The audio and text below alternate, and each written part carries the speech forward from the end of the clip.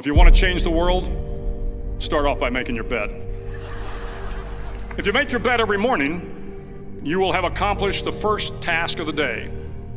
It will give you a small sense of pride, and it will encourage you to do another task, and another, and another. And by the end of the day, that one task completed will have turned into many tasks completed. Making your bed will also reinforce the fact that the little things in life matter. If you can't do the little things right, you'll never be able to do the big things right. And if by chance you have a miserable day, you will come home to a bed that is made, that you made. And a made bed gives you encouragement that tomorrow will be better. To pass SEAL training, there are a series of long swims that must be completed. One is the night swim. Before the swim, the instructors joyfully brief the students on all the species of sharks that inhabit the waters off San Clemente. They assure you, however, that no student has ever been eaten by a shark, at least not that they can remember. But you are also taught that if a shark begins to circle your position, stand your ground. Do not swim away. Do not act afraid. And if the shark, hungry for a midnight snack, darts towards you, then summons up all your strength and punch him in the snout, and he will turn and swim away. There are a lot of sharks in the world. If you hope to complete the swim, you will have to deal with them. So if you want to change the world, don't back down from the sharks. Over a few weeks of difficult training, my SEAL class, which started with 150 men, was down to just 42. There were now 6 boat crews of 7 men each.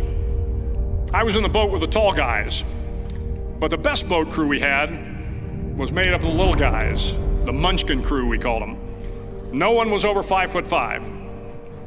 The Munchkin boat crew had 1 American Indian, 1 African American, 1 Polish American, 1 Greek American, 1 Italian American, and 2 tough kids from the Midwest.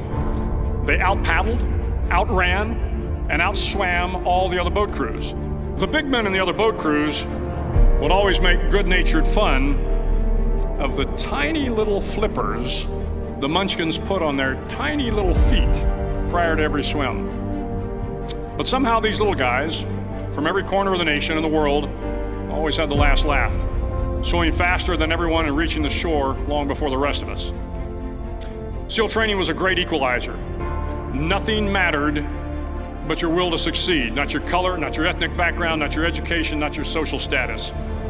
If you want to change the world, measure a person by the size of their heart, not by the size of their flippers. The 9th week of training is referred to as Hell Week. It is 6 days of no sleep, constant physical and mental harassment, and 1 special day at the Mud Flats. The Mud Flats are an area between San Diego and Tijuana where the water runs off and creates the Tijuana Sloughs, a swampy patch of terrain where the mud will engulf you. It is on Wednesday of Hell Week that you paddle down in the mud flats and spend the next 15 hours trying to survive the freezing cold, the howling wind, and the incessant pressure to quit from the instructors. As the sun began to set that Wednesday evening, my training class, having committed some egregious infraction of the rules, was ordered into the mud. The mud consumed each man till there was nothing visible but our heads. The instructors told us we could leave the mud if only 5 men would quit. Only 5 men, just 5 men, and we could get out of the oppressive cold. Looking around the mud flat, it was apparent that some students were about to give up. It was still over 8 hours till the sun came up. 8 more hours of bone-chilling cold. The chattering teeth and the shivering moans of the trainees were so loud, it was hard to hear anything. And then one voice began to echo through the night. One voice raised in song. The song was terribly out of tune, but sung with great enthusiasm. One voice became 2, and 2 became 3, and before long, everyone in the class was singing. The instructors threatened us with more time in the mud if we kept up the singing, but the singing persisted, and somehow the mud seemed a little warmer, and the wind a little tamer, and the dawn not so far away. If I have learned anything in my time traveling the world, it is the power of hope. The power of one person, a Washington, a Lincoln, King, Mandela, and even a young girl from Pakistan, Malala. One person can change the world by giving people hope. So if you want to change the world, start each day with a task completed. Find someone to help you through life. Respect everyone. Know that life is not fair and that you will fail often. But if you take some risks, step up when the times are the toughest, face down the bullies, lift up the downtrodden, and never ever give up.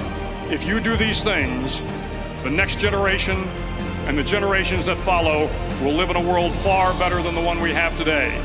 And what started here will indeed have changed the world for the better.